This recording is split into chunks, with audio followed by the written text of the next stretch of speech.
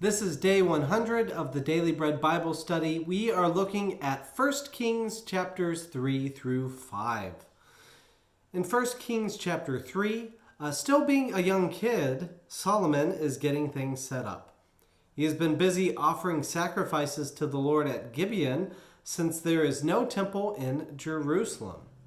Solomon dreams of having a temple in Jerusalem and will do whatever it takes to accomplish this goal.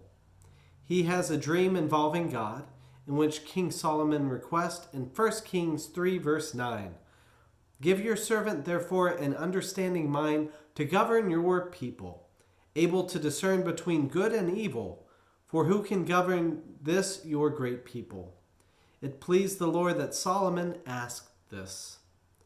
So God blesses Solomon with a wise and discerning heart and riches and honor.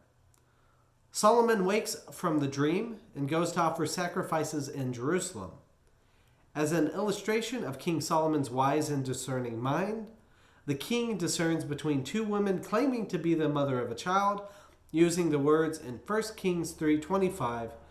The king said, "Divide the living boy in two, then give half to the one and half to the other."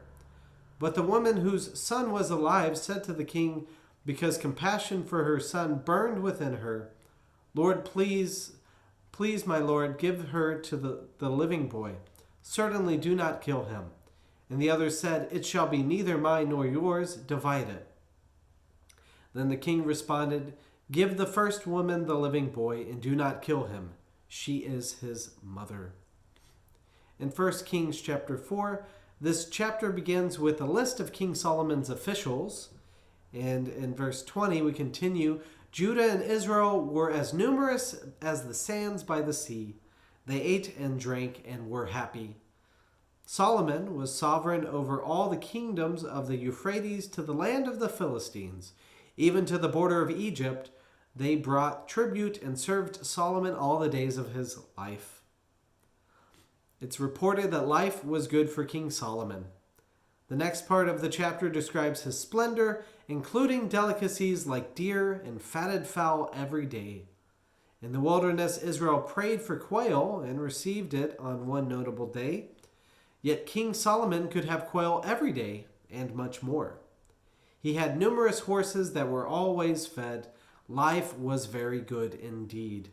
In chapter 4, verse 34, people came from all the nations to hear the wisdom of Solomon.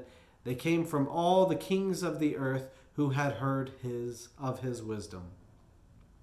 In chapter 5, King Hiram of Tyre, the one who built King David a house, as it says in 2 Samuel 5:11, is contracted by King Solomon. The king of Israel and Judah knows the best materials come from Hiram, including the cedars of Lebanon. In 1 Kings 5:10, "So Hiram supplied Solomon's every need for timber of cedar and cypress."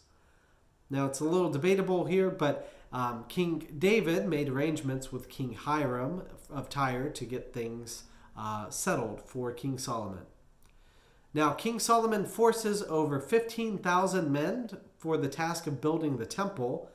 10,000 men are sent to Lebanon each month, albeit with 1 month away, 2 months home. Building the temple may be trending towards slavery in Egypt, so Solomon's successor will say in 1 Kings 12:11, "Now whereas my father laid on you a heavy yoke, I will add to your yoke.